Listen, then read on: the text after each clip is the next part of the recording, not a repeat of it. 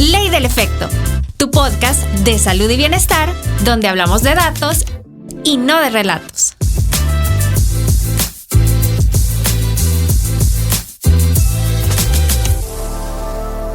Jess, mira, ahora tenemos un episodio bastante diferente. Sumamente diferente. ¿Por qué será? Porque por primera vez tenemos a dos grandes invitados en nuestra casa. Imagínate, la segunda temporada, bueno, no voy a decir que empieza fuerte porque ya llevamos varios episodios. Sí. El de hoy es, creo que nuestro 8º episodio y tenemos el placer y honor de contar con dos excelentes profesionales. Bueno, uno nos acompaña por segunda vez. Privilegios. En nuestra segunda temporada. Ya escucharon la voz, yo creo que ya lo Pablo, reconocen. ¿cómo te sentís de estar nuevamente con nosotros? Bueno, siempre un honor estar aquí haciendo lo que nos gusta, ¿verdad? Que es hablar sobre estos temas y divulgándolos. Entonces definitivamente es un honor estar aquí otra vez. Y todas las veces que sea, aquí voy a estar. Qué bueno, qué bueno. Todos quieren venir y eso nos honra, que realmente quieran nuevamente regresar. Sí, así igual esperamos con nuestra invitada por primera vez y que esperamos pues que no sea la última, Abby de Santillana, bienvenida. ¿Qué tal? Gracias. Bien bonito se siente. Ajá, las felicito a las dos y un honor estar aquí. Ay, sí. Muchas gracias por tomarme en cuenta, de verdad. No, y por venir. Y ahora podemos decir que estamos casi como en sintonía. 2 psicólogos, 2 nutricionistas. Ay, y es como la primera vez que estamos en la sintonía. Me parece. Y creo que es un tema justamente que va de esto, ¿no? Del trabajo en equipo, el trabajo multidisciplinario. Así que, ¿de qué se trata este tema, Sandra? Sin más. Sin más, vamos a hablar acerca de los trastornos de la conducta alimentaria. Entonces, quisiera que nos contaran un poco más acerca de eso, porque como menciono, es cada vez más frecuente encontrar en la adolescencia o en edades incluso más tempranas ese tipo de situaciones. Entonces, me gustaría que iniciáramos desde la perspectiva nutricional, cómo se diagnostica o cómo se identifica un trastorno de la conducta alimentaria. Abby, si nos podrías ayudar. Ok. Bueno, los trastornos de conducta alimentaria son enfermedades de índole psicológico y emocional, ¿verdad? Que usualmente cuando ven a nutricionistas piensan que es por un tema de comida, pero la base es un tema psicológico. Por lo tanto, su definición o quien pone un poco la regulación del diagnóstico, pues va a provenir desde la parte psicológica. Así que qué bien que está aquí Pablo para que me ayude a clarificar varios puntos. Pero sí, es la alteración en la conducta alimentaria de una persona, ¿verdad? Pero que se clasifica en ciertos tipos o categorías porque esa conducta que está alterada afecta todo su estado físico, no solo obviamente el emocional y psicológico, sino que tiene repercusiones en la parte física, salud en cuanto a órganos por esas conductas alteradas, que sabemos ahora que eso se ve como un síntoma que hace que afecte todo lo demás, y también su capacidad de esa persona de vivir tranquila y en paz en otros contextos sociales, en su día a día, o sea, le imposibilita pues vivir con plenitud o poderse desarrollar bien en todo lo que esta persona adolescente, adulto pueda estar viviendo. Así que, y tiene varias clasificaciones, ¿verdad? Están los tipos restrictivos o purgativos que los podemos detallar si ustedes desean, ¿verdad? Uh-huh. Sí, más adelante vamos a ampliar un poco más acerca de cuáles son los tipos de trastornos de la conducta alimentaria, pero justo estamos hablando de conducta. Entonces, Pablo, desde la perspectiva en psicología, ¿cómo se trata o cómo se definen, mejor dicho? Creo que es muy parecido a lo que ha dicho Abby. Quizás como en 3 aspectos lo vemos desde la perspectiva psicológica, que es la alteración en la comida, en el hábito alimenticio. 2, la alteración en el peso corporal. Y 3, la alteración en la autoimagen. Creo que esos son como los 3 puntos principales en los que casi siempre están alteradas la forma. Y como bien lo dijo Abby, el punto principal es que el funcionamiento, lo que hablábamos en el podcast anterior, el funcionamiento diario es el que se ve afectado, ¿verdad? Entonces, ahí ya podemos decir, estamos ante un posible trastorno alimenticio. Uh-huh. Y en este sentido, estamos hablando de que afecta la función, las actividades diarias, porque ya más adelante vamos a especificar si es de tipo restrictivo, purgativo, pero cómo diferenciar clínicamente entre una alimentación desordenada que también podría llevar a, por ejemplo, alguna deficiencia nutricional y un trastorno de la conducta alimentaria justo con estas características que ustedes han mencionado. A mí me ayuda a entenderlo en forma como de un triángulo, ¿verdad? Que en la base colocamos todas las conductas alteradas de la alimentación, porque no necesariamente una conducta alterada ya es un trastorno de conducta alimentaria, ¿verdad? Pero decir que esas conductas alteradas pueden ser muchas. Por ejemplo, alguien que hace dietas constantemente o que escuchó por ahí en internet que es malo comer X alimento, entonces se lo restringe, o que tiene que hacer ejercicio, entonces hace mucho ejercicio, pero esa conducta alterada todavía no ha causado un impacto en su estado psicoemocional, ¿verdad? Sino que solo, y puede ser que sea transitorio y pase, pero hay un grupo de personas que esa conducta alterada va a desarrollar por otros componentes genéticos, que aquí involucra la parte de cómo el cerebro funciona de esa persona, ¿verdad? No es que te haya un gen, sino que una predisposición por su personalidad y ciertas áreas de cómo su cerebro funciona, como el perfeccionismo, entre otras, va a hacer que esa persona sea más vulnerable a padecer, a que esa conducta alterada genere una obsesión o empiece a generar algo que ya va instaurando un trastorno de conducta alimentaria, un trauma, algún cambio importante en la vida si hablamos de un adolescente. Entonces trasladamos ya eso, que es esa conducta alterada se vuelve ya un comportamiento en el tiempo que ya empieza a impactar su autoconcepto y a otros síntomas que ya clasifican como un trastorno de conducta alimentaria. No sé si te contesté la pregunta de cómo diferenciamos, porque conductas alteradas hay como muchas, ¿verdad? Y son normales en muchos casos. Ajá. Sí, en muchos pueden ser transitorias, aunque pues sí, quizás normal, pero no sé qué tanto podemos como indagar en esa conducta alterada, dónde queda la normalidad y dónde ya si se repite genera un problema mayor, ¿verdad? Creo que también para mí es importante ver el contexto de esta conducta para poder determinar su patología o no patología, ¿verdad? Por ejemplo, se me viene a la mente un caso, hace poco lo escuché de una persona que tenía atracones, entonces alguien le dijo, tú tienes un TCA, un trastorno de conducta alimentaria, pero al ver el contexto de esta persona, no desayunaba porque siempre se levantaba tarde, por el trabajo almorzaba casi a las 2, 3 de la tarde y solo le daban como 20 minutos de almuerzo, entonces solo se comía un snack prácticamente. Llegaba a la noche y venía el atracón. Pero entonces ahí entra la funcionalidad de esa conducta. ¿En qué sentido?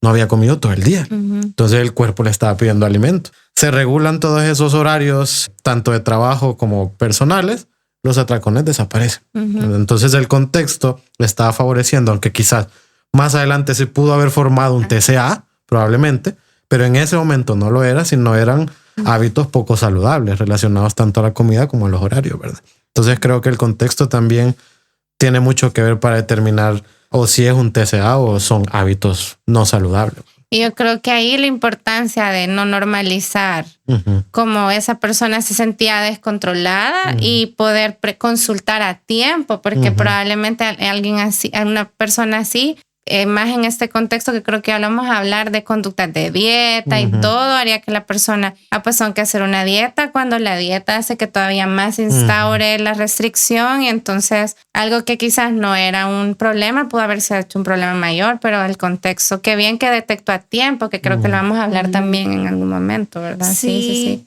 y justo ese tipo de situaciones son a las que nosotros nos referimos en la cotidianidad, porque hablar acerca de una alimentación desordenada no es de que por mis decisiones yo tengo este desorden, sino que justo este ejemplo que Pablo nos comentaba, por los horarios de trabajo, a lo mejor sale muy temprano desde su casa para llegar a donde tiene que estar.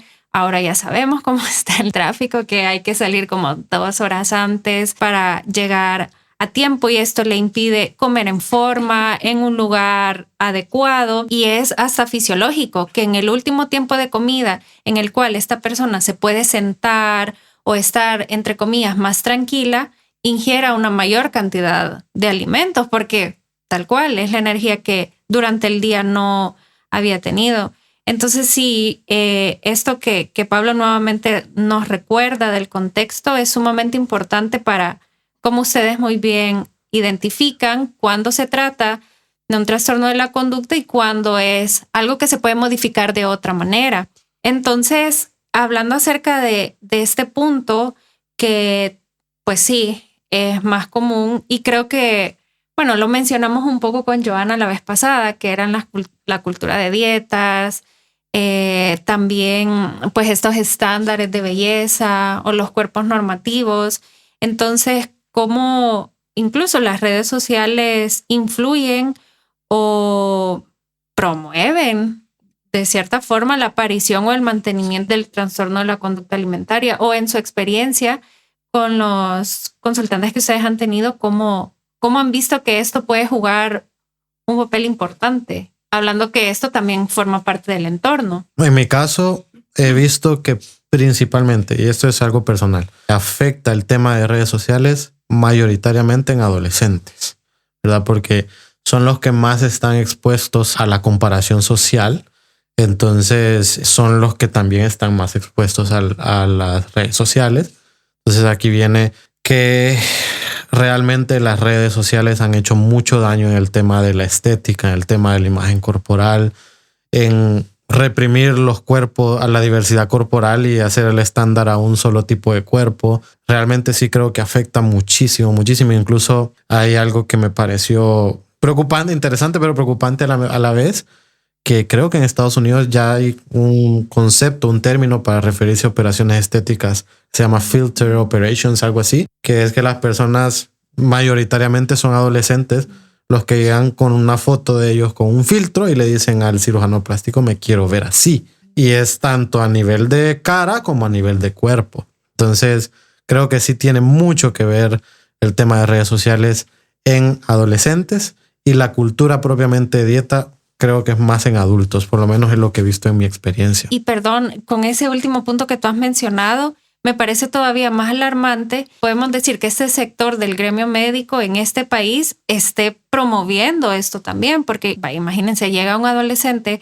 a tu consultorio, cirugía, y te lleva esta foto y tú accedes a operarlo, sabiendo que esta persona todavía está en desarrollo, que hay ciertos aspectos que todavía se están estableciendo y accedes a hacer esta cirugía. Entonces también es como esta retroalimentación. Lo que pasa es que ya van con el permiso de los papás. Un adolescente no puede hacer nada sin el permiso de los papás. Entonces cuando ya van a ese tipo de consultas, ya van bajo el consentimiento de sus padres.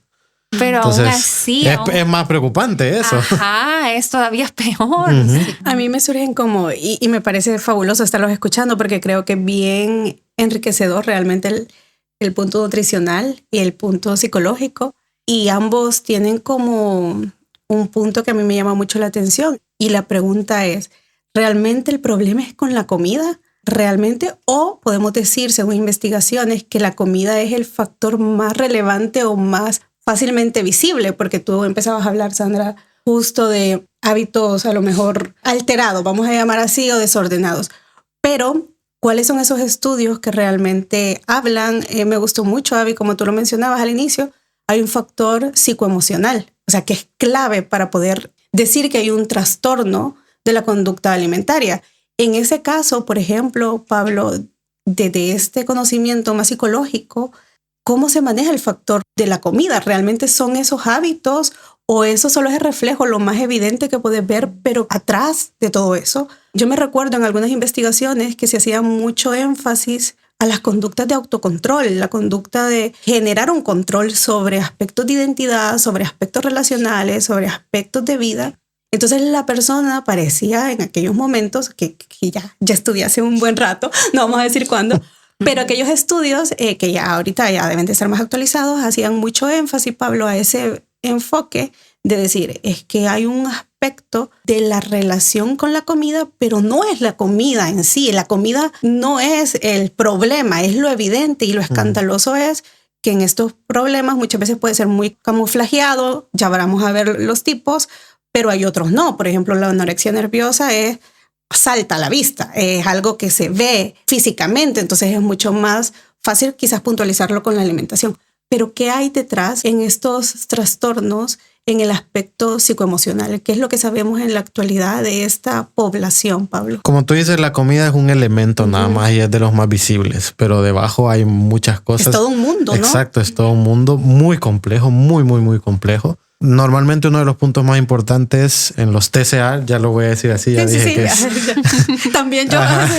Es el documento, las siglas se dijeron al principio. Exacto. Entonces es, por ejemplo, la sensación de autocontrol, que es algo muy particular en esta población que sufren de estas enfermedades, que es que ese tipo de conductas les genera una sensación de autocontrol que en muchas otras esferas o en casi todas las esferas de su vida no la tiene. Entonces llegan a, esto es lo único que yo puedo controlar, esto es lo único que me genera seguridad, confianza. Exacto. Y en la comida es solo un elemento, pero ahí entra el ejercicio, ahí entran estas conductas purgativas que también son parte de un trastorno alimenticio. Como tú dices, la comida es uno de los elementos más evidentes, pero incluso no siempre. No siempre, por ejemplo. Y justo, perdón que te interrumpa, más ahora con lo que ustedes mencionaban, ¿no? Que hay mucho, estamos muy al alcance de campañas de aliméntate bien, come bien, todo lo saludable. Es decir, si lo vemos con ojitos un poco más críticos, también podemos ver que estos mensajes sociales tienen un impacto porque pueden camuflajear este tipo de conductas porque pasan desapercibidas bajo un diálogo y una regla de no, yo estoy comiendo saludable, a mí me importa mucho cuidar mi cuerpo porque quiero estar bien, pero no, muchas veces no es. Y esto me imagino que va en la rigidez del comportamiento, porque creo que esa es una clave, al menos cuando hablamos de un trastorno, para poner esta etiqueta, dentro de las teorías diagnósticas para llamar algo patológico en psicología, está la teoría de frecuencia, ya altamente estudiada, que señalaba eso, ¿no? Que la rigidez y la frecuencia de una conducta, es decir, yo puedo tener un estilo de vida, entre comillas, voy a decir saludable, pero sé que soy flexible, sé que los alimentos ahora los puedo acceder, otro día no, y no me genera un malestar. Mi vida no se vuelve en torno a ese patrón de conducta. Pero lo que tú dices me parece sumamente interesante, que con este diálogo actual de incluso los famosos, no sé si ustedes, los famosos jugos desintoxicantes y que todo, entonces todos entramos en esto y todos podemos caer en esto y puede ser como conductas sutiles y no se van haciendo como tan evidentes, pero en otros casos, claro. Correcto. Por ejemplo, un caso, por poner un ejemplo, puede tener, sigue una dieta normal. Sí. O sea, no ni mucho ni poco. Ya nos dirán, Pablo, si esa palabra dieta es realmente apropiada a las nutricionistas, pero nosotros continuamos, digámosle así. Lo en es. Términos, Lo es. En términos prácticos es lo que comes y bebes todos los días. Pues estamos en sintonía. Sí. Entonces puede tener su comida y puede ser equilibrada, todo lo demás, pero tiene conductas compensatorias que nadie las ve. El ejercicio. Sí. Yo voy 3-4 horas al gimnasio para bajar todo lo que he comido en el día. Pero eso se ve saludable. Se ve, entre comillas, saludable. Comillas, porque la conducta visible sería hace actividad física. Exacto. Y se espera que todos nos movamos, ¿no? Y le dicen, wow, ¿cómo puede? Incluso ya refuerzan, ¿cómo puedes aguantar 4 horas? Qué chivo, qué disciplinado. Pero eso es una conducta compensatoria, valga la redundancia, para compensar lo que está comiendo. Aunque lo que esté comiendo... ante los ojos de todos, diga qué bien. Entonces, por eso es que la comida sí es un elemento muy importante, pero en no todos los casos aparece como la problemática principal, entre comillas. Sí, porque puede haber otra compensación de otra manera y entonces los padres no se dan cuenta. Si pensamos en un adolescente, como la purga puede ser el ejercicio u otra forma, y entonces es más indetectable. Y yo sí quería abonar a esto de 2 cosas. Uno es que en esto de que se camuflajean hay como varias aristas, ¿verdad? Y uno sería también que también visiblemente, de hecho, el mayor porcentaje de los trastornos de conducta alimentaria no van a tener un compromiso evidente en el peso. De hecho, la anorexia nerviosa, vamos a tener casos que se ven muy evidentes, pero otros que no se ven evidentes.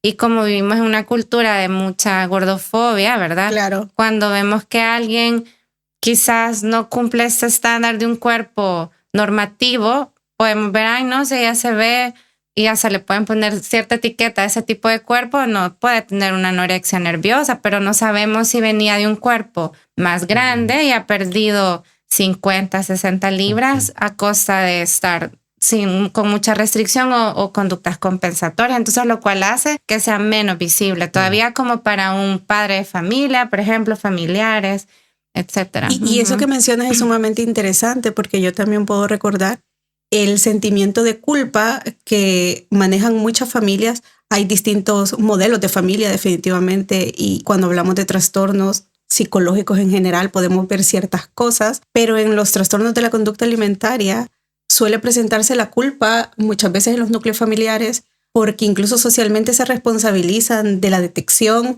o no detección. Es bien difícil. Hablar de alimentación de entrada es complejo porque lo hacemos todo el día. Es una necesidad básica de entrar en contacto con un alimento que necesitamos, ¿no? Y en este caso, lo que haces mención me parece valioso, Abby, porque no siempre va a ser tan evidente, ¿no? Y en los casos quizás más críticos es donde sí ves la extrema delgadez. Y creo que por eso se retiró, ¿no? Como criterio diagnóstico para anorexia, el peso. Como que antes creo que los manuales estadísticos...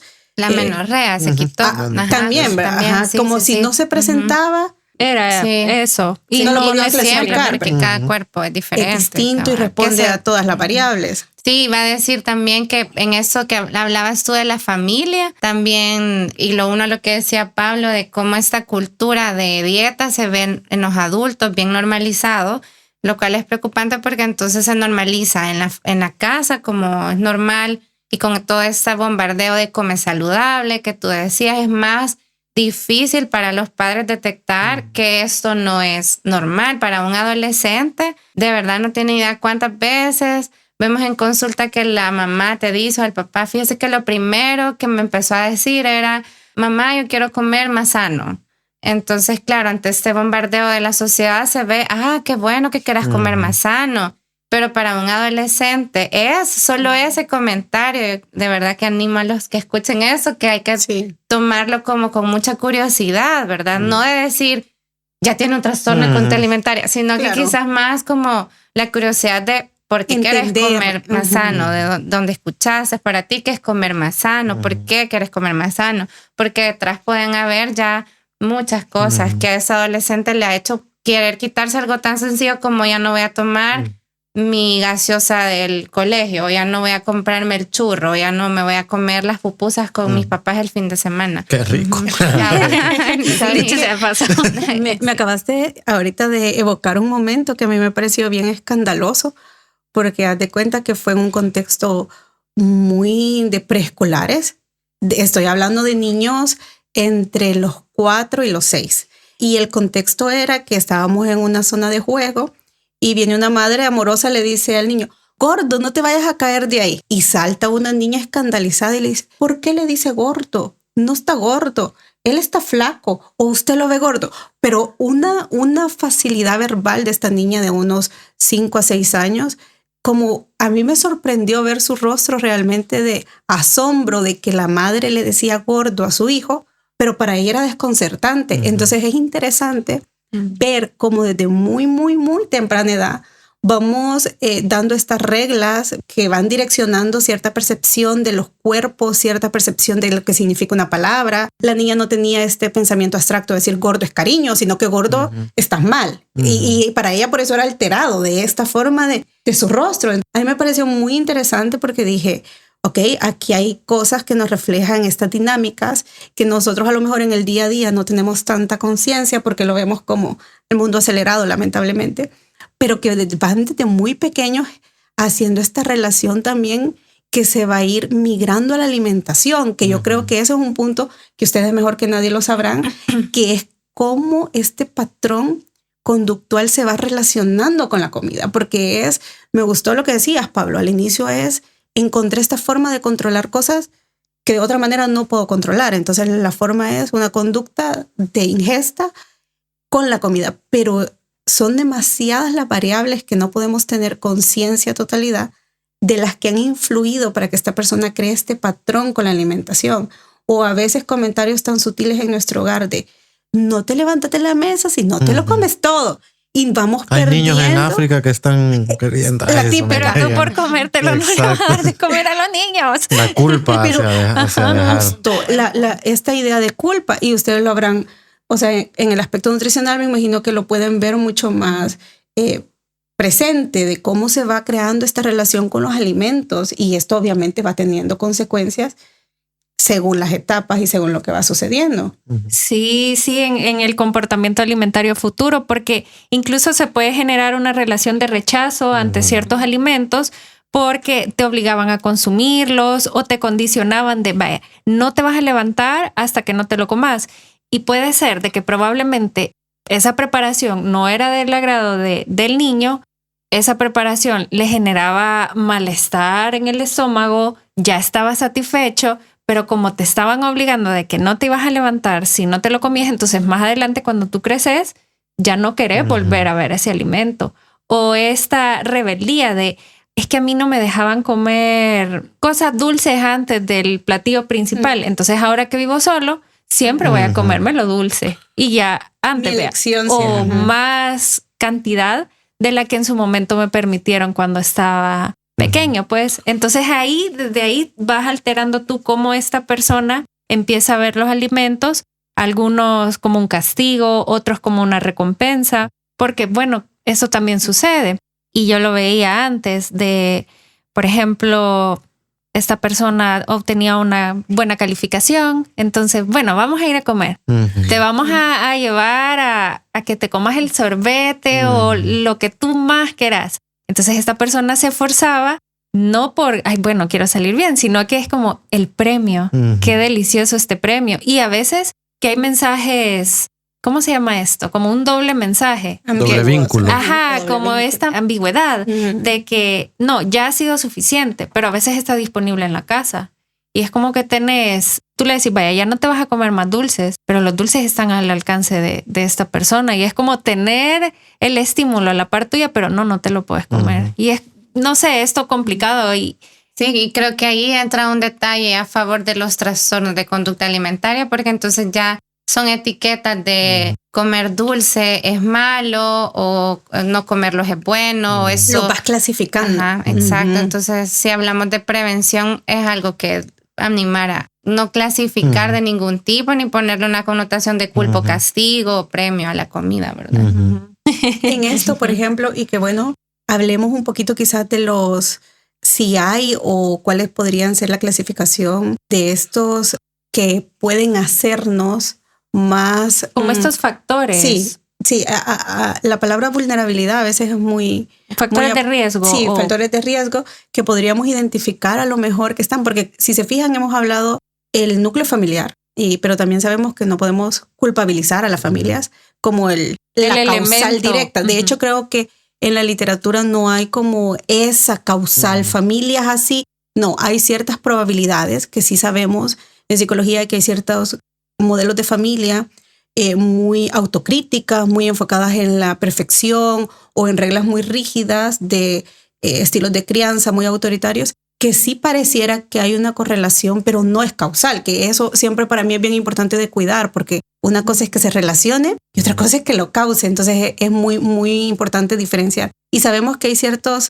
conductas que sí pueden llevarnos e irnos orillando a tener un problema de TCA. Ya lo vamos a llamar así. Pero ¿cuáles podrían decirnos ustedes, quizás de una manera más puntual, que están también presentes ahorita en la actualidad y que se maneja en la literatura actual? Por mi parte, uno de los puntos importantes es el uso, ¿cuál sería la palabra? De la tecnología. Excesivo de las redes sociales. Correcto. No regulado, es cierto. Específicamente, si le podemos poner nombre y apellido, TikTok e Instagram son las dos redes sociales que por excelencia están más asociadas a TCAs. Patrones donde la de crianza. imagen se muestra más constante. La imagen es el refuerzo, es el refuerzo de ciertas recompensas que están presentes. Familias son como predisponentes, no lo vamos a decir causales. Sí. Pueden ser predisponentes o pueden apoyar a familias que tengan este tema de rigidez, de perfeccionismo, que utilicen la comida como culpa, recompensa, castigo, etcétera, etcétera. A mí me pasó, yo tengo bien asociado una comida y que me encanta. Todos tenemos. Tenía ciertas notas.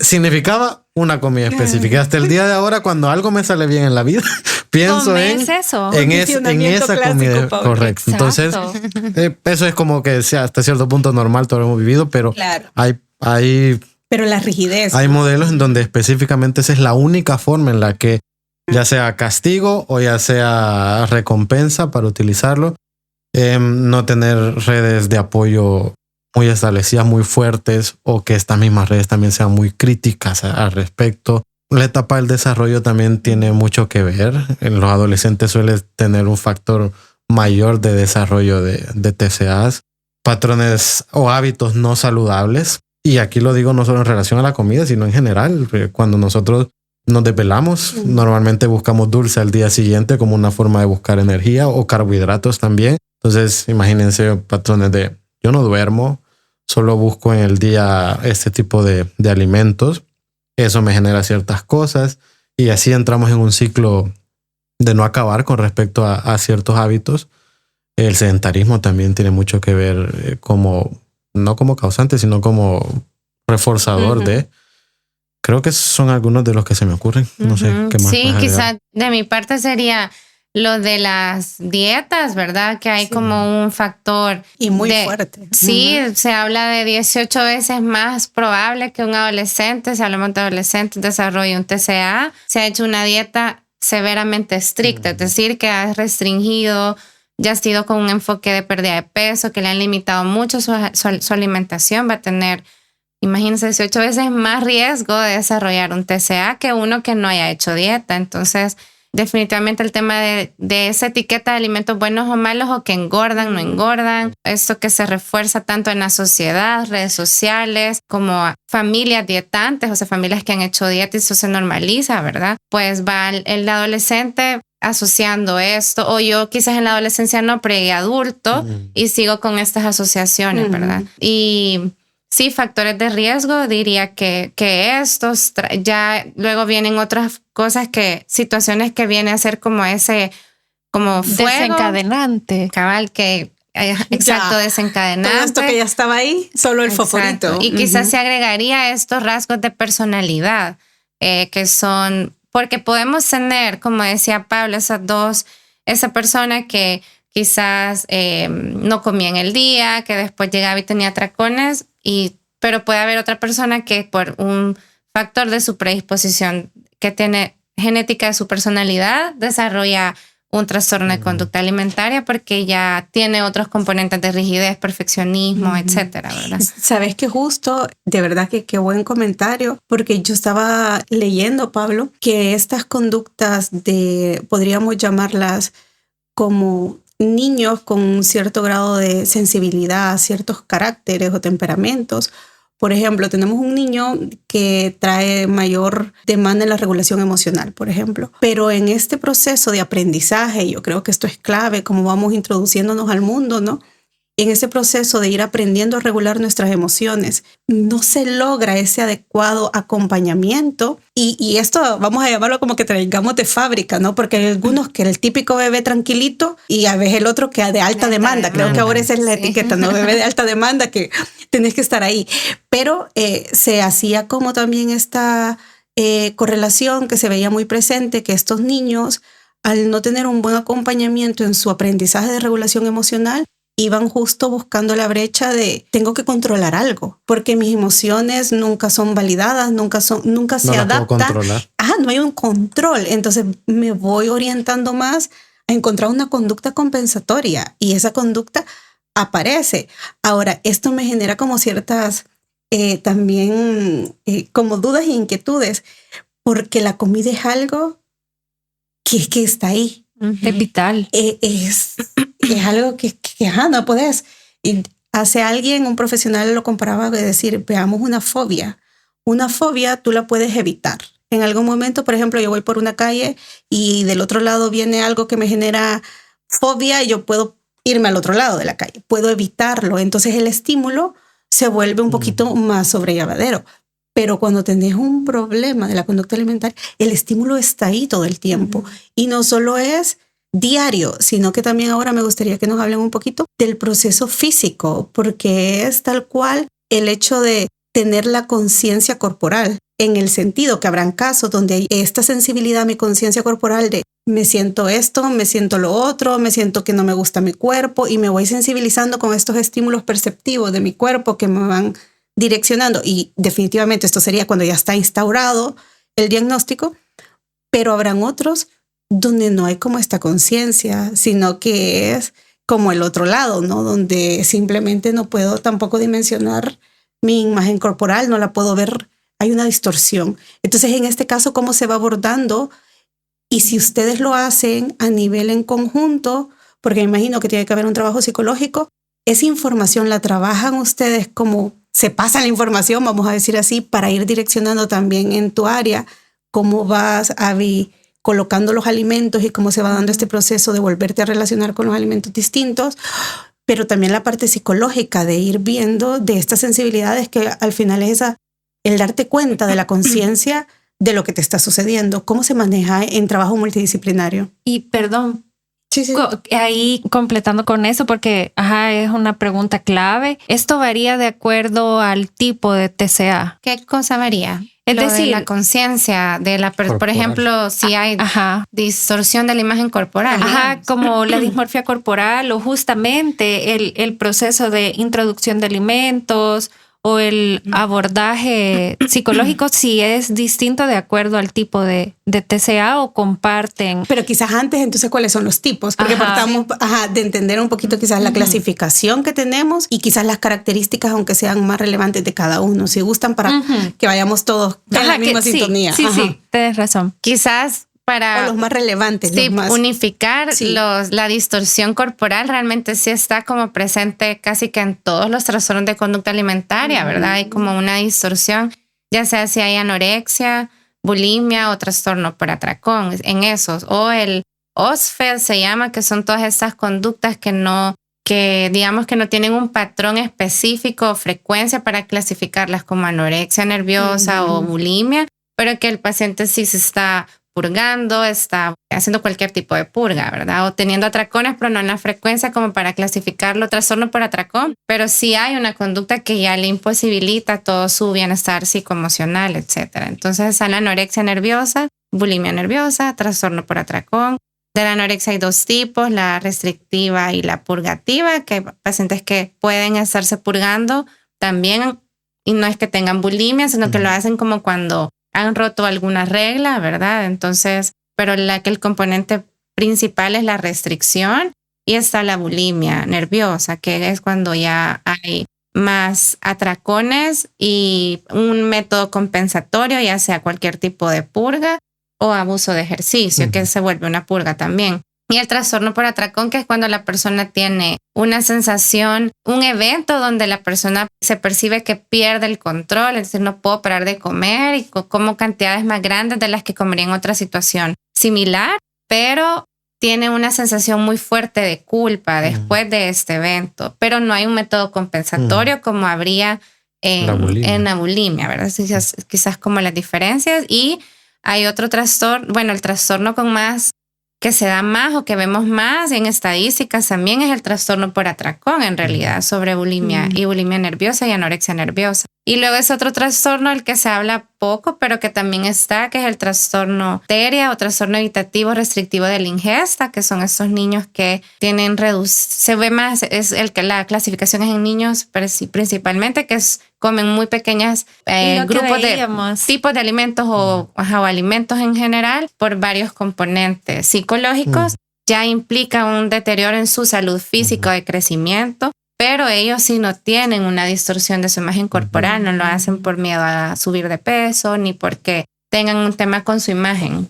Es más del lado de la neurodivergencia. Algunos tienen, algunos casos, otros ha sido por un trauma, ¿verdad? Un trauma, estaba comiendo y me atraganté, entonces ahora tengo miedo, o un miedo me dio una gastroenteritis, pasé en el hospital 5 días y hoy asocio que cada vez que como puedo volver al hospital. porque como están en esa etapa de la niñez, se asocian las conductas a un evento de trauma, ¿verdad? O por un tema sensorial también.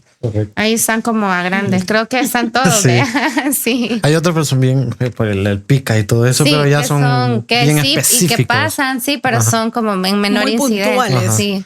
Creo que solo De para agregar. rumiación también, por ejemplo. De sí. rumiación. Y hace poco, no sé si algunos años, está también ya el término anorexia atípica, Sí. que es el caso donde hay una anorexia, pero no se cumple el criterio de peso, de bajo peso. Normalmente son personas que tienen Cuerpos más grandes. cuerpos mucho más grandes donde no se nota que está la restricción en los alimentos. Entonces, eso es bien importante decirlo. Sí. porque son los que casi no se ven. O sea, no hay, no son los típicos de anorexia donde están bien delgaditos, ¿verdad? Y uno sabe que hay un problema, sino tienen la restricción. En algunos momentos hay conductas purgativas, pero no cumplen con el criterio, entre comillas, de bajo peso. Y de hecho son los que hay más en estadísticas, más que del que tipo donde se ve el peso deteriorado. Y saben, esto a mí me resulta como todavía más importante porque es tal cual. En ocasiones se puede normalizar bueno, pero te ves bien, entonces no hay ningún problema. Correcto. Es que siempre la apariencia, e incluso es importante como resaltar, y qué bueno que está esta otra clasificación, porque realmente el peso en base a qué, o sea, simplemente si tú lo clasificas por el índice de masa corporal, o sea, eso ya está obsoleto. Entonces, decir que vas a diagnosticar que, tiene anorexia solo porque de acuerdo al índice de masa corporal está bajo, es como seguir en la misma dinámica de utilizar. Sí, y que de hecho realmente volvemos al punto que hablábamos al inicio. El problema principal es la conducta, no en sí el peso y lo que se busca a largo plazo, porque claro, ¿verdad? Tenemos un adolescente que ha perdido mucho peso, ya sea que el cuerpo se vea como sea, ¿verdad? Obviamente al mejorar esas conductas alimentarias va a haber una mejoría en su peso, pero la resolución de estar ya recuperado no se puede medir por llegar a un peso, sino en que la conducta, la relación con la comida, funcionalidad en el día.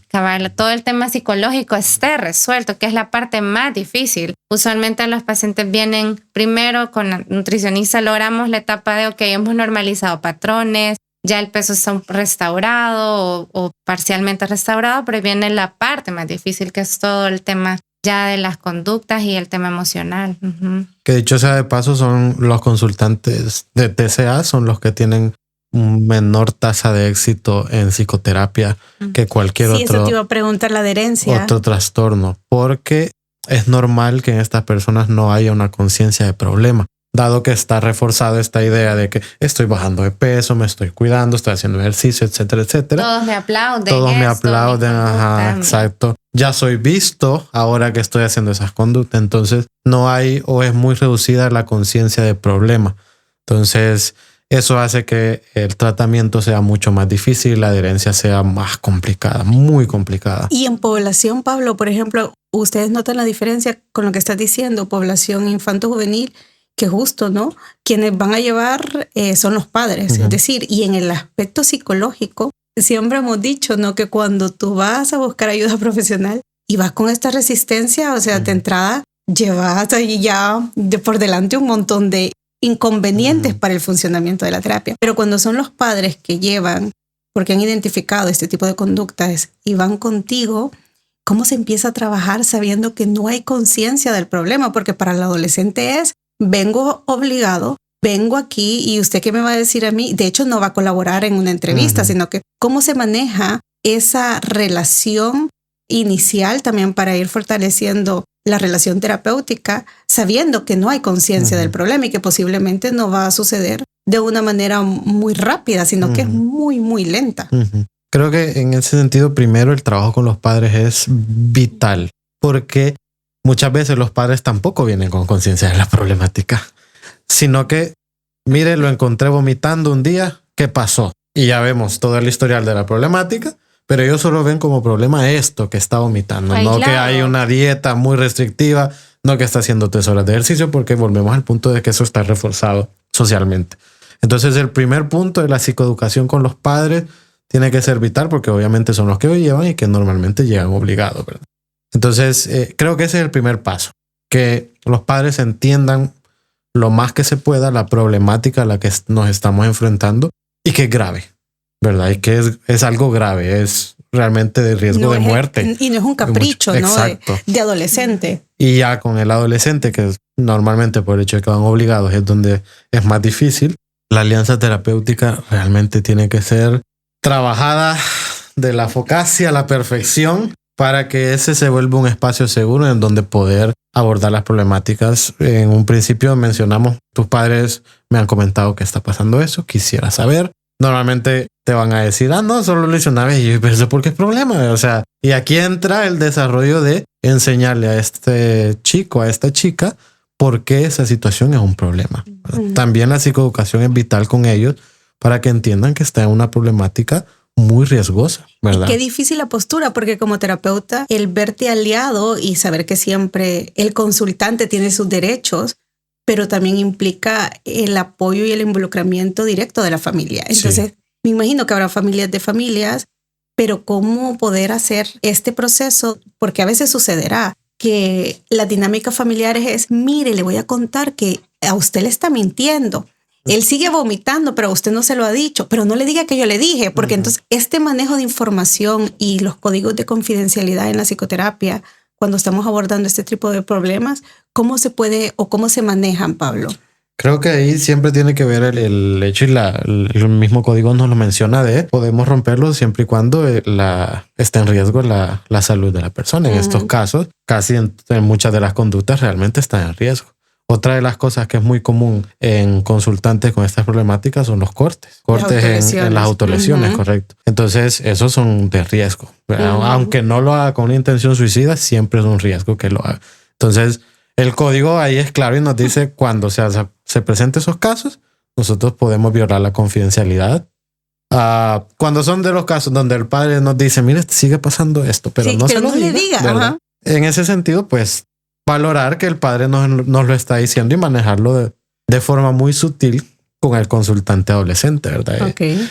Hay casos y en algunos momentos se llega a puntos críticos en donde tenemos que tomar decisiones muy severas, como por ejemplo, el adolescente vuelve a dormir con sus padres, porque en la madrugada era donde se purgaba, donde vomitaba o donde se cortaba. El adolescente en casa ya no tiene puerta de su cuarto. Porque era cuando se encerraba o tiene una cortina en el baño, ¿verdad? O en casos más severos, siempre que va al baño va acompañado con uno de sus padres. Exacto. Sí. A esos puntos podemos llegar en pro de que pueda haber un progreso, ¿verdad? Y por eso es que es importante, uno de los índices de avance es que la familia realmente esté involucrada, porque principalmente cuando es un adolescente y la familia no está involucrada, es complicadísimo que haya un efecto. Sí, justo quizás abonar a eso, que para el tema nutricional que hablábamos al principio, voy a regresarme a la pregunta anterior y abonar a esta, sí. Que hablábamos de esta no conciencia del problema, ¿verdad? Entonces, desde el punto de vista del nutricionista que va a acompañar el equipo terapéutico, nos toca ser muy empático, ¿verdad? Porque realmente la nutricionista viene a ser como la mala de la película, porque soy justamente, entonces tener esa conciencia como profesional que el paciente que llega me tiene mucho miedo, o sea, yo represento su mayor fobia en ese momento y no tomarte nada personal, es saber que hay mucho miedo de por medio, y creo que es importante cuando al adolescente, que es una de las poblaciones donde quizás se ve más, aunque hay en todas las etapas de la vida. Aún en la vejez. Aún en la vejez. Y de hecho hay una alza ahorita en casos, en etapas de perimenopausia también en mujeres o en hombres también. También eso que no solo es de mujeres, sino que también se da hay ahora más incidencia también en hombres. Pero lo que les decía es eso, saber que recibir a ese paciente así, de hacerle saber, o sea, yo sé que tú tenés mucho miedo ahorita, o sea, yo represento la comida y entiendo que el miedo es real. Exacto. Es validar mucho, o sea, que eso es difícil, que estás aquí y no quieres estar aquí, y reforzar también yo se los digo a mis pacientes como, ahorita tu familia va a ser como esa muleta, como que si tuvieras fracturado una pierna y necesitas muletas y no puedes andar sin ellas porque te haces la lesión peor. Entonces el apoyo es tu familia y trabajar mucho de la mano con adolescentes en el tema nutricional sí necesitamos del apoyo de la familia para poder que estas pautas nutricionales se cumplan. Se hace toda una intervención con ellos, los padres saben las cantidades, cómo se va a servir ese plato, no es el adolescente el que lo va a hacer, porque temporalmente les explicamos que ellos no pueden decidir en ese momento porque es como que tuvieran unos lentes borrosos que no los deja ver todo con claridad en este momento. No es que en el futuro no, ¿verdad? Hay que trabajar mucho con eso, es temporal, vamos a ir un paso a la vez y ahorita la familia es la que te va a servir la comida y si estamos con adultos, la pareja, el cuidador, la red de apoyo, porque al principio si no es así, el paciente no va a lograr salir adelante. Y me hace como sentido esto que tú mencionabas, Pablo, de la baja adherencia al tratamiento, porque ahorita con lo que ustedes nos están explicando, claro, como profesionales lo comprendemos y que es en pro del bienestar de esta persona, pero es como justo en ese momento más crítico, la pérdida de la autonomía, sentirte que estás siendo observado, violentado. O sea, realmente habías logrado algo, si lo ponemos entre comillas, ¿no? Porque creo que lo complejo de todo esto, si volvemos a este factor de control, es que yo he logrado algo, esta conducta me funciona para algo.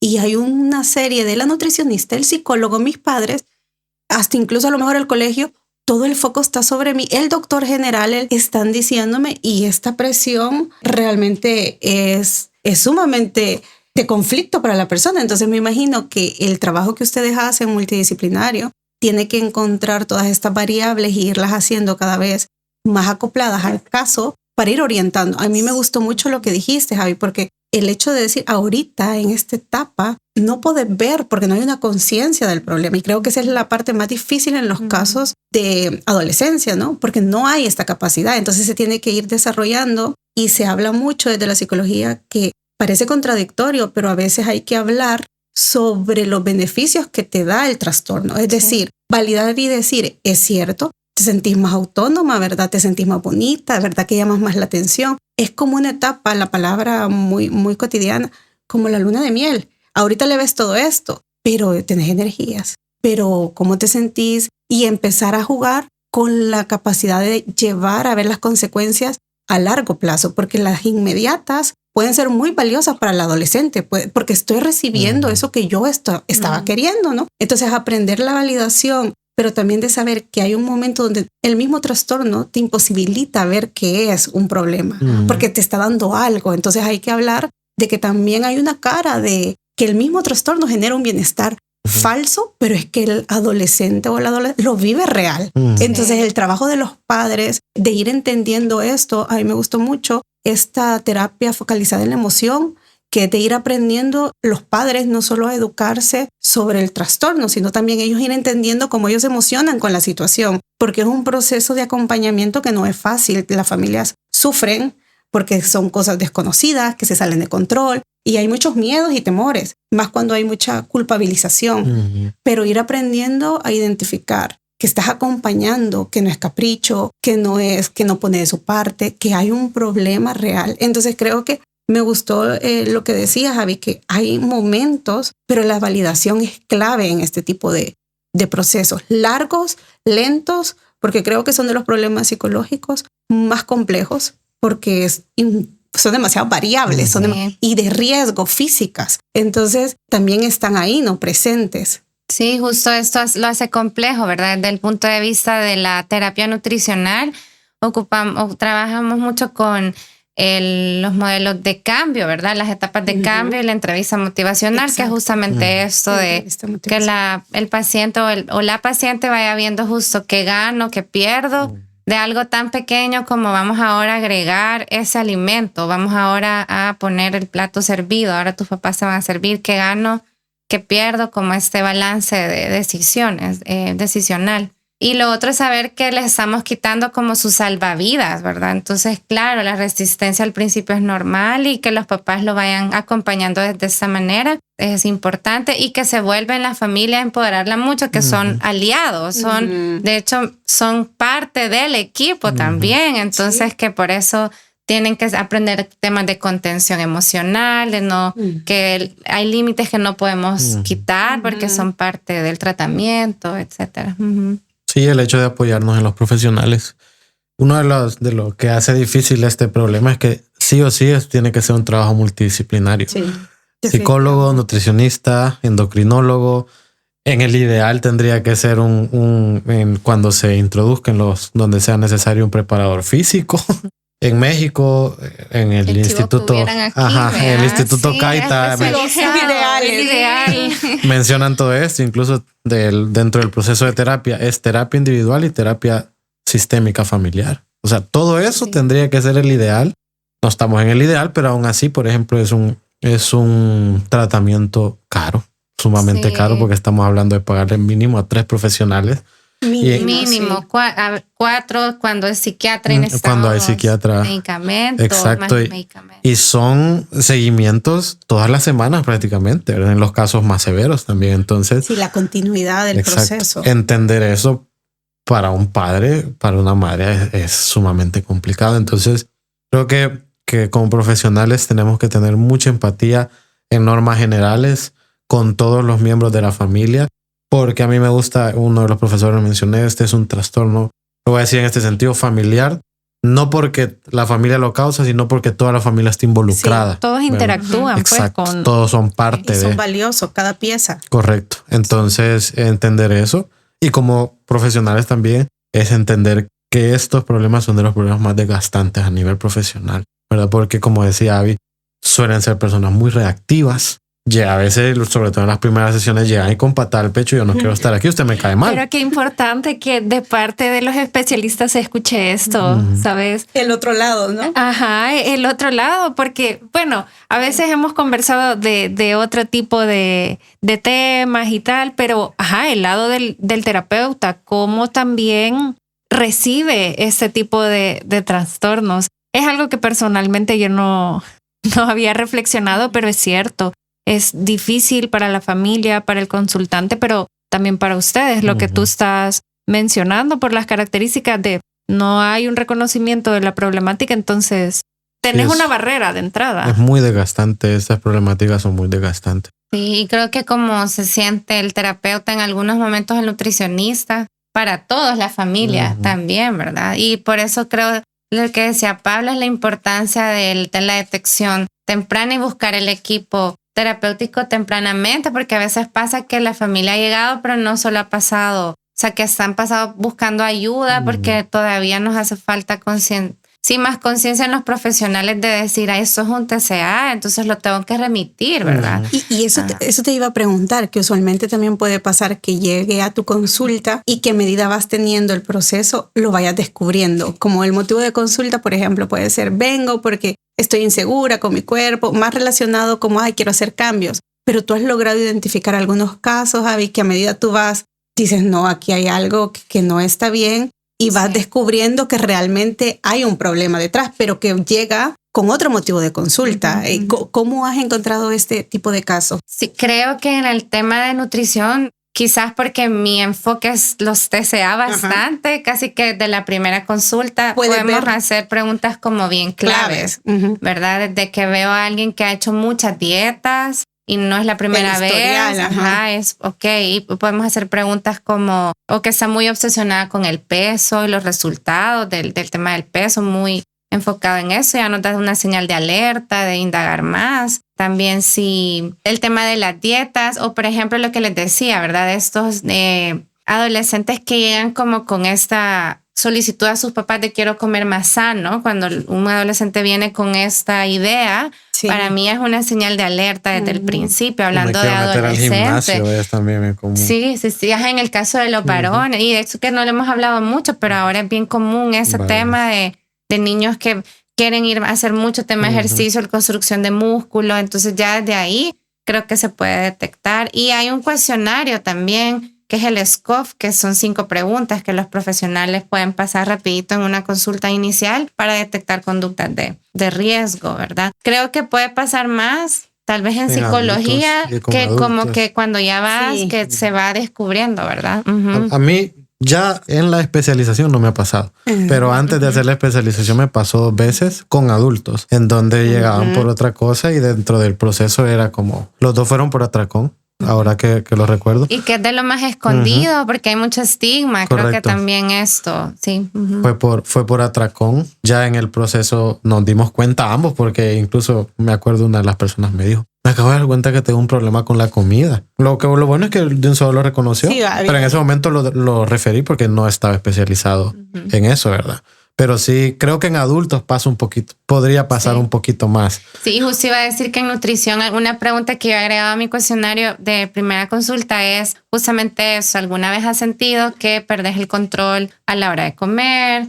Que has comido, como un poco viendo si han habido episodios de atracones y ahí podemos decir, ok, aquí hay una conducta que luego se puede indagar más qué tan frecuente pasa, o si es más por un tema de horarios, lo que mencionaba Pablo al Entendés principio. el contexto que mantiene esa conducta. Y ya uno puede ir definiendo a eso. Sí, necesito derivarlo a un psicólogo porque aquí hay otro componente emocional. Y eso, Abby, ¿cómo lo manejan? Por ejemplo, tú lo identificas y lo derivas, vamos a poner el ejemplo con Pablo. Y desde ese momento ustedes tienen una alianza profesional de intercambio de información para irle dando seguimiento a este tipo de pacientes, o son como más aspectos sueltos que el paciente sí va a donde ti y luego va a una consulta, pero no hay como quizás en otros lugares yo sé que están como estas reuniones de intercambio de consulta de pacientes y discusión de casos, pero es obviamente algo muchísimo más estructurado y todo centros dedicados a esto. Pero en nuestro país, ¿ustedes cómo lo realizan? ¿Cómo es ese trabajo de intercambio de información de un caso?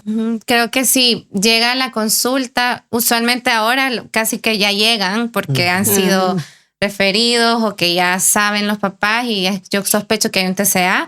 Y entonces la primera acción, al menos de mi parte, es ver ya hay un equipo formado.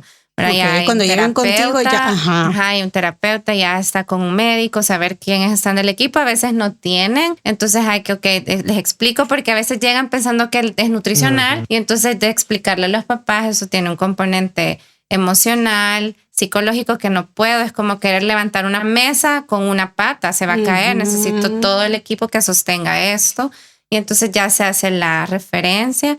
Aquí en el país está Asociación Estima, que es una asociación sin fines de lucro que orienta a los padres para el tratamiento. Entonces hay una lista de profesionales que hay otros posiblemente, pero ahí hay como ya un buen grupo de profesionales que han tenido experticia y especialización en eso. Entonces ya se les puede dar esa lista para que de ahí escojan un profesional o dependiendo a veces ya uno dice no, ¿verdad? Voy a referir, le damos 3 nombres, de ver cupos, hay muchos factores para que el paciente logre. A veces por espacio, no siempre tienen espacio y por eso hay, mientras más profesionales se especialicen, hay más, abarcar más población, ¿verdad? Pero sí se hace la referencia y también decir que lo ideal es que el médico que vea a ese paciente sepa de TCA o tenga sensibilidad hacia esto. Entonces, si es un adulto, pues se busca un médico afín o el adolescente, pues un pediatra, endocrinólogo de preferencia. El psiquiatra si es necesario, ¿verdad? Pero primero el psicólogo médico si es un adolescente fijo tiene que tener un chequeo médico con un médico que esté con experticia en este tema. Pero sí ustedes mantienen esta comunicación. Sí, la comunicación, sí. Y lo ideal, en el mundo ideal, es que hubieran estos espacios de interacción, que nos pudiéramos reunir, que estuviéramos en un solo lugar. Pero lo que se hace, como no tenemos estos espacios, es estar en comunicación constante. Todo se maneja en una misma línea. Hay sesiones terapéuticas como en el adolescente. Si tenemos que remitirlo a un centro, o sea, todo es como a través, en conjunto, ¿verdad? Y se le dice a la familia, esta decisión la tengo que hablar con el terapeuta para decidir, o con el médico, hay que ver qué dice el médico para el chequeo, si vamos a decidir que haga ejercicio o no, qué decisiones como las comidas, quién las va a supervisar, o sea, todo eso se trata de manejar con información de equipo.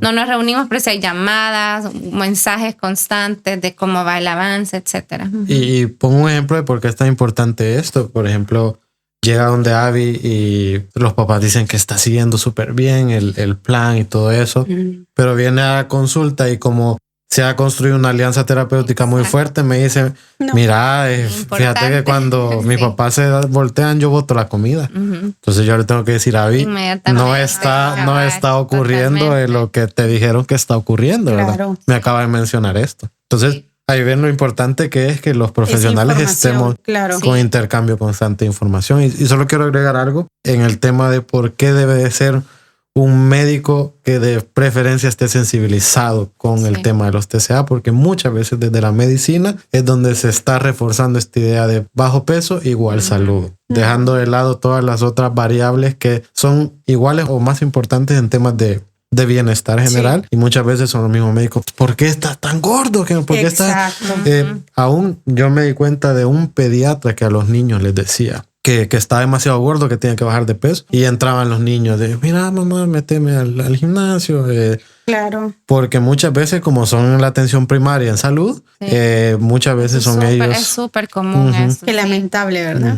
Sí. Entonces sí, de preferencia tiene que ser un profesional que esté por lo menos sensibilizado en temas de TCA. Y una última pregunta, es que hay tanto que podríamos conversar de este tema, pero el tiempo siempre a veces nos limita, pero ¿se logra la recuperación de los trastornos de la conducta alimentaria? Sí. Considerando el contexto. Creo que es tan complejo porque es un problema donde estamos en una cultura y es todo un proceso social. Entonces nosotros lo vamos a trabajar desde nuestras pequeñas posiciones. Trincheras. Sí, pero es todo un sistema. Realmente hay una recuperación. Podemos hablar de esta palabra, de este proceso que se puede lograr, llegar a este otro lado de aprender a tener otra relación con mi cuerpo, con mi comida, con mi entorno, con mi ejercicio. Porque, ojo, es eso, ¿no? El ejercicio casi no lo tocamos, que es una variable muy, muy, muy importante.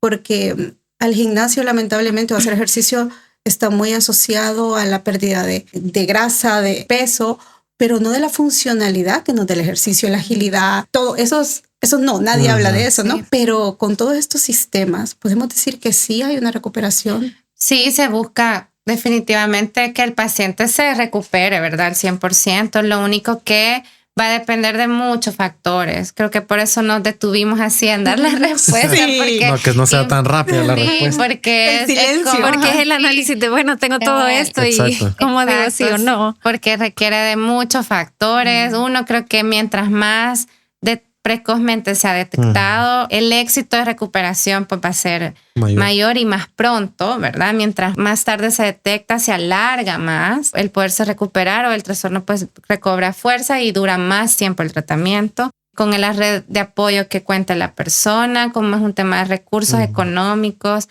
a veces vamos a necesitar de un centro, por ejemplo, en México, ¿verdad? De referir, porque ya los recursos se quedan limitados de terapia ambulatoria. Pero se busca la recuperación, es lo que deseamos para el paciente. Claro, y entre más factores se agreguen, hay más probabilidades de recuperación. Sí. Y entonces por eso es que buscamos eso, de que integrar todo lo que se puede, todas estas variables que están en el aire, agarrar la mayor cantidad posible para que la probabilidad de recuperación sea más alta. Pero por estas mismas variables hacen que en algunos casos sea muy complicado. Y saber que es de largo también tratamiento, que el apoyo psicológico no es un ratito, mientras la conducta grave está y la familia está como, quiero que eso, lo grave, como lo que alarma, se solucione cuando realmente cuando eso ha bajado, hay toda una terapia que hay que acompañar al paciente por bastante tiempo para asegurar prevención de recaídas, por ejemplo, ¿verdad? Justo la prevención de recaídas. Y ahora, como lo que hemos dicho, no tantos estímulos, tantas cosas pasando, tanta información rápida. Entonces es sumamente complejo si no tenés esas herramientas para afrontar todo esto que te está pasando, porque va a estar. Son variables que no podés quitar, van a estar. Entonces es aprender a desarrollar quizás estas habilidades en la psicoterapia que te ayuden a ir afrontando y que van a haber algunas que van a ser más fáciles y otras muchísimo más complejas. Y es ir en este proceso. Nunca hay lo decíamos en algún momento, que nunca hay un proceso lineal, que qué bonito fuera, todos quisiéramos eso. Eso más se aplica, creo yo. ¿Verdad? Totalmente, sí, altas y bajas. Una montaña rusa, literalmente. Sí, yo creo que eso es lo que lo ejemplificaría mejor. Y nada, solo estaba reflexionando acerca de la duración del tratamiento, el involucramiento de la familia, y pensaba en aquellos segmentos cuyas posibilidades económicas no son las más óptimas. Entonces, es todavía más... Porque yo recuerdo un mito, que el mito era que solo se daban estos casos en poblaciones de un estrato socioeconómico. Y la realidad no es esa. Nada, no. Para nada. La realidad no es esa. De hecho, en nuestro país creo que este grupo de población donde hay menos recursos es la que está más vulnerable a que cuesta más salir porque no hay recursos justamente, y es donde hay también muchos casos. De hecho, Asociación Estima está haciendo un estudio, ¿verdad? Como en escuelas. Y sí, claro que hay casos en las escuelas hablando de adolescentes, ¿verdad? Sí. ¿Y población, cómo se maneja actualmente? ¿Hombres o mujeres? ¿Hay mucha discrepancia o no? Históricamente había habido mucha discrepancia. Ajá, se planteaba así, ¿verdad? Que pero que tan solo real. Eran mujeres. Pero ahorita vamos queriendo empatar cambio. como hombres en ese problema, porque ya es algo mucho más generalizado, tema de lo estético, lo corporal. Ya es mucho más generalizada, entonces sigue habiendo una proporción un poco más grande de mujeres, pero ya la diferencia es ya no es tan abismal menor. como se planteaba. Sí, adolescentes también hablando del tema del ejercicio, los músculos, todo lo que hablamos hace la un momento. Suplementación. Correcto. Sí. Bueno, realmente creo que ha sido un episodio tan genial, tan fascinante. Creo que me encanta esto de 2 y 2 en el sentido de que qué bonito, porque creo que dan puntos en común, que también es importante ver cómo los profesionales a veces desde 2 posiciones distintas, pero llegamos a esos puntos de encuentro. Dociencia a favor del bienestar de una persona, y realmente agradecerles que nos hayan acompañado, que nos den esta información. Siempre es para nosotras. Yo le decía a Sandra, creo que con este episodio que grabamos cada semana, yo me siento hasta más sensible, más consciente. Realmente te ayuda a irte dando cuenta que hay tantas cosas, no lo sabemos todo, pero qué bueno es contar con personas que saben, nos dan esa retroalimentación y nos vamos haciendo más sensibles. También nosotras aprendemos muchísimo de ustedes y valoramos mucho que nos acompañen. Sí, y ya saben que las puertas siempre están abiertas para acompañarnos en un nuevo episodio, y también pues no queríamos despedirnos sin antes darles un detallito. Ay, sí, de los más deliciosos que tenemos, porque realmente no solo deliciosos, sino que nutritivos. Sí. De nuestra casa, ¿quién está con nuestro? Ajá, que ya los hemos probado y aprobado también. Pablo, es tu segunda vez, así que ya puedes dar fe. Comidos ya aprobados por Pablo también. Por la esposa. Y por mi esposa también. Sí, son productos sensatos. Entonces es una marca orgánica, sin preservantes, libre de lácteos. Ahí dando pues un poco de las características, y que pues es un detallito para ustedes que esperamos que disfruten. Y muchas gracias de verdad por habernos acompañado. Gracias por sensibilizar, justo como dijeron, de esos temas tan importantes. Gracias. Necesarios. Sí. Gracias. Esto fue Ley del Efecto, tu podcast de salud y bienestar, donde hablamos de datos y no de relatos.